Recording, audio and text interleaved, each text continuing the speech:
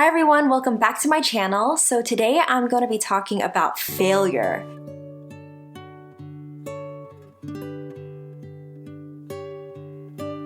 This is a topic that is really important to me. It's something really fresh that I've been working on these past few months. Learning to understand failure and how to deal with it really transformed the way that I approach almost everything in life. In my last video, I shared with you a personal letter that I wrote to failure, trying to express how much I've feared failure all throughout my life, but how I've really come to appreciate it and even learn from it. If you haven't seen that video yet, be sure to check it out. So yeah, today I just really wanted to talk a little bit more in depth about some of the things I mentioned in that letter, as well as talk a little bit more about how my view of failure has changed throughout time and how I currently view it now. For as long as I can remember, I've always been afraid of failure. I've always been very concerned with coming off as successful or capable in front of other people. So in my Dear Failure video, the first example that I mention is my experience with piano recitals. This is a memory that has always been in the back of my mind, but I didn't really process it as one of my first experiences of failure until my therapist asked me about it. In one of our sessions, we were talking about my tendency to perform all the time and really fear risks and failure. And so she just randomly asked me, "Did you play an instrument when you were young?" And I was like, "Yep, I played piano." She's like, "How did you feel about piano recitals?" And I was like, oh my gosh, I was so scared of them. With my teacher, piano recitals were like maybe twice a year. And those were like truly the worst times of the year. I would practice so hard leading up to each piano recital. And if I did make a mistake, my heart would just sink and I would be so disappointed in myself, as if all my hard work was wasted. But if I didn't mess up, it was like the most glorious, amazing moment ever. I just think it's so funny because now as an adult, I look at recitals and I have a bigger perspective about them. I feel like recitals are a great way for teachers to showcase to families what their students have been learning and how they've been progressing. But to me, as a young child, I didn't have that perspective. All it was to me was, if I mess up, everyone will be disappointed in me. I really do feel like my mindset towards piano recitals really stuck with me throughout the rest of my life. And almost everything I did, I approached with this attitude of, if I do perfectly at it, then I'm good. But then if I just make one wrong note or wrong step, then I am a failure. And all the hard work was a waste. And I just think that's not true. So the second example that I mentioned in my letter was about my deafness in my left ear. There was one time when I first realized I was deaf, I did attempt to tell my mom. I remember trying to bring it up to her by being like, "Hey mom, I noticed that people can listen to the phone on their left ear, and I can't really do that." But the moment she showed any sort of reaction or shock, I immediately just switched and I was like, "Oh, I mean, like, it's just that I'm more comfortable listening through my right ear." And I was able to assure her that there was no like deafness or anything involved. That was when I was 8, and I didn't mention anything about my deafness to my family or anyone in the whole world until I was in high school. And I didn't even voluntarily share about my deafness in high school. I'll share about this more in another video, but basically in high school I was struggling a lot with balance and inner ear problems. And so naturally, as I was seeing ear doctors and stuff,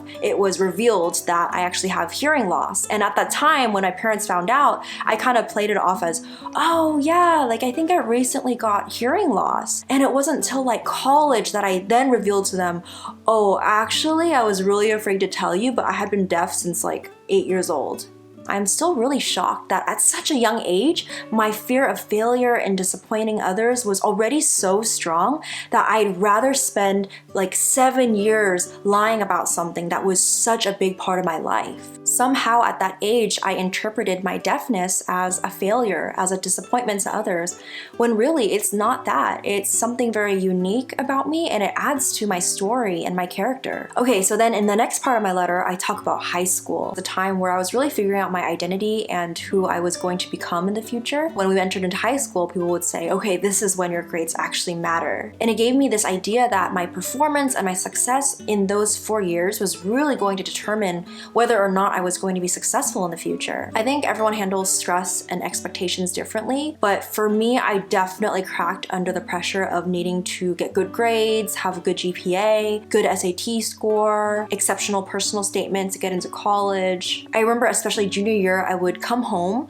and immediately I would take a nap. And not just like a small nap, like I would nap for like 3-4 hours, wake up for a late dinner, and then start homework around like 9 or 10. And it's not because I was just tired, but I think mentally I was honestly just trying to avoid all the anxiety and the fear and the pressure that I would feel. Once second semester of high school came, it was just this horrible anxiety-ridden waiting game. Like every day, I would just wrestle with my self-esteem. Like, am I worthy of this school? Is this school gonna think I'm good enough? It was like if I didn't get into a certain school, then I was clearly not capable or good enough for that school. My whole ability to see myself as a capable person hinged upon this one thing, which was getting into the college that I wanted. When I got older, even though I wasn't in school anymore, I still continued to have that same mindset. I relied on institutions or roles or job titles or basically structures to continue determining my worth for me. I know I've touched on my story with seminary and church ministry a little bit, but that really is an area of my life where my fear of failure was closely tied. The first time I got really involved with ministry was in high school, where I felt constantly pressured and stressed to perform. And so to be able to find a space where I felt like my gifts and talents were quickly recognized, I immediately latched onto that as kind of like my thing. I think as a young girl, I was constantly searching for something to really call my own, something to feel successful in, where I had authority and a voice. And for me, ministry was really where I found that. Once I did find that, I spent a lot of my time and energy throughout high school and all 4 years of college just really investing into it, trying to develop my abilities and my confidence within ministry. I think finding your thing is not a bad thing in itself. Like finding your lane is really cool. But I think what became the problem for me was I let that one lane be, again, the sole determining factor of whether or not I felt successful or even had worth. So once I did realize about 6 months ago that it wasn't a good fit anymore for me and I decided to let go of it, my entire sense of identity just kind of came crashing down. For a while, I didn't even know who I was or what I could offer apart from ministry. I had defined my sense of identity based on it for so long that once I let go of it, I was just completely lost. That was a moment where I felt like a complete failure, a complete disappointment.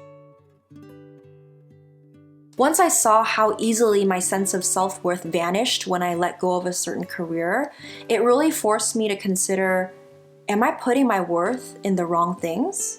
And what would it look like to find my sense of success and self-worth in something within, something internal, rather than something external and outside of me? I thought, okay, if a career or life circumstance can really change that easily, then it really doesn't make any sense for me to find my identity and worth in it. I noticed that when I base my self-worth on something external, like whether I succeed or fail at something, then it often leads to burnout, anxiety, because when I feel like I'm failing at something, then I feel like a failure. But when I am doing well or succeeding at something, then there's this constant fear that I might fail. I began to realize how important it is to see our failures as something separate from our identity, not something that tells us whether or not we're good enough, but something that teaches us whether something that we're doing is working or not. Now, when I fail or mess up on something, then rather than feeling like a complete loser because of it, I just say, okay, I failed at that.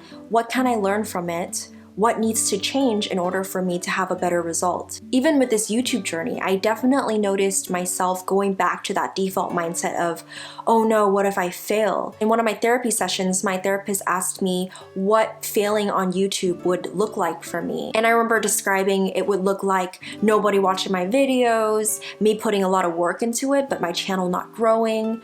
And my therapist asked, okay, and what would happen after that?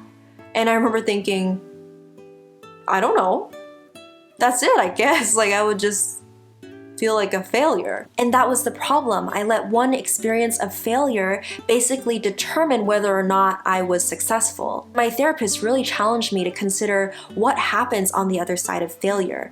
When I fail, or when I make videos and no one watches it and my channel doesn't grow, that's not the end of the road right there. There's so much opportunity for me to, for instance, take a step back and really look at my videos and ask myself, okay, what is it about my videos that people aren't connecting with? What could I change to make them easier to connect with? Or is there something about marketing or YouTube strategy that I could learn to help my channel grow? There's just so much to learn on the other side of failure when we allow it to be our teacher rather than the defining factor of our entire identity and self-worth. I really hope this video encouraged you in some way. My greatest hope is that together we can really get to a place where we are so confident in who we are and what we have to offer that when we do have failures, it's not the end of the road, but it's actually the beginning of a beautiful chapter where we begin to understand ourselves more, figure out what isn't working, and make adjustments to do better next time. If you're watching this and you're currently going through something where you're really afraid of failing at it and it means a lot to you, I just want to assure you that it's okay if you do fail.